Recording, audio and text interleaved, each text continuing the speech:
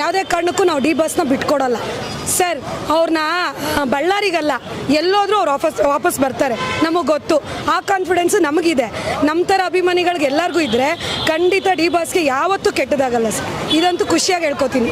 ದರ್ಶನ್ ಅಭಿಮಾನಿಗಳೆಲ್ಲರೂ ಪುಂಡರಲ್ಲ, ಅಲ್ಲಿ ಬರ್ತಿರುವ ಪುಂಡರೆಲ್ಲರೂ ದರ್ಶನ್ ಅಭಿಮಾನಿಗಳು ಅಲ್ಲ. ಇಲ್ಲ, ಆ್ಯಕ್ಚುಲಿ ನಾನು ಅವರು ಜೈಲಿಗೆ ಹೋದ್ಮೇಲೆ ಫುಲ್ ಅಭಿಮಾನಿಯಾಗಿದ್ದು.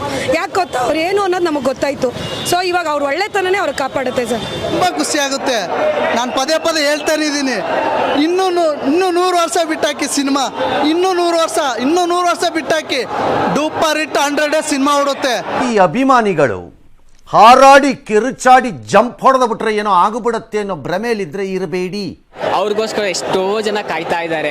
ಯಾಕಂದ್ರೆ ಸಹಾಯ ಇಷ್ಟು ದಿವಸ ಅವ್ರು ಜೈಲಲ್ಲಿ ಇದ್ದರೆ ಎಷ್ಟೋ ಜನಕ್ಕೆ ಸಹಾಯವಾಗ್ತಿತ್ತು, ಆದರೆ ಸಹಾಯ ಆಗಿಲ್ಲ. ಬರಲಿ ಜೈಲಿಂದ, ಆಮೇಲೆ ಎಲ್ಲರಿಗೂ ಆನ್ಸರ್ ಕೊಡೋಣ 1 by 1. ಬರಲಿ ಮಕ್ಕಳೆಲ್ಲ ಎಗರಾಡ್ತಾರೆ. ಬ್ರೋ, ಪೋಖ್ರಿಗಳು, ಆಂಟಿ ಸೋಷಿಯಲ್ ಎಲಿಮೆಂಟ್ಗಳು ಮಜಾ ನೋಡಕ್ಕೆ ಬರೋದು ಗುಂಡೋ ಪಂಡೋ ಇನ್ನೊಂದು ಹಾಕ್ಕೊಂಡಲ್ಲಿಗೆ. ಅಲ್ಲ, ಬಾಸ್ ಯಾವತ್ತಿದ್ರು ಬಾಸೇ. ಅವ್ರ ಬಾಸ್ ತರ ಬಾಸ್ ಅಲ್ಲ ನಮ್ಮ ಬಾಸು. ಅವ್ರೇನು ಕೆಟ್ಟ ಕೆಲಸ ಮಾಡಕ್ ಹೋಗಿಲ್ಲ.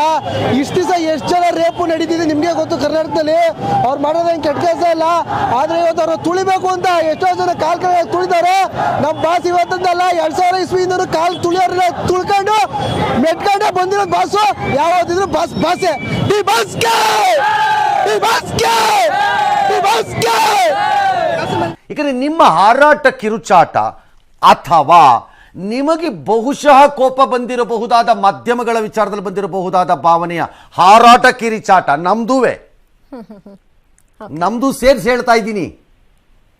ಏನು ಅದನ್ನೇ ತೋರಿಸ್ತಾ ಇದ್ದಾರೆ, ಆ ಫೋಟೋನೇ ತೋರಿಸಿದ್ರು ಅಂತನೋ, ಅದೇ ಕೇಸ್ ತೋರಿಸಿದ್ರು ಅಂತನೋ, ಅದೇ ಹಾಕಿದ್ರು ಅಂತನೋ, ಅಥವಾ ನಿಮ್ಮದು ಇದೆಯಲ್ಲ, ಇದು ಎರಡೂ ಅಂತಿಮವಾಗಿ ನಿಮ್ಮ ಮೆಚ್ಚಿರುವ ನಟನನ್ನು ರಕ್ಷಣೆ ಮಾಡಲ್ಲ.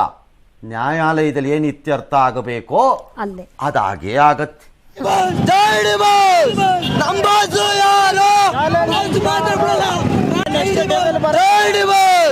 ವೈಯಕ್ತಿಕ ಜೀವನದಲ್ಲಿ ಮಾಡಿಕೊಳ್ಳಬಹುದಾದ ಅಪರಾಧನ ಅದಕ್ಕೆ ಹೋಲಿಕೆ ಮಾಡಿ ಮಾಫಿ ಮಾಡಲಿಕ್ಕೆ ಬರುವುದಿಲ್ಲ. ಸಹಾಯ ಮಾಡಿದ್ದಾನೆ ಅನ್ನೋ ಕಾರಣಕ್ಕೆ ಸಹಾಯ ಮಾಡಿದ್ದಾನೆ ಎಂಬ ಋಣ ಇರಬಹುದೇ ಹೊರತು ಆತನ ಭ್ರಷ್ಟತೆಯನ್ನು ಮಾಫಿ ಮಾಡೋಕ್ಕಾಗಲ್ಲ.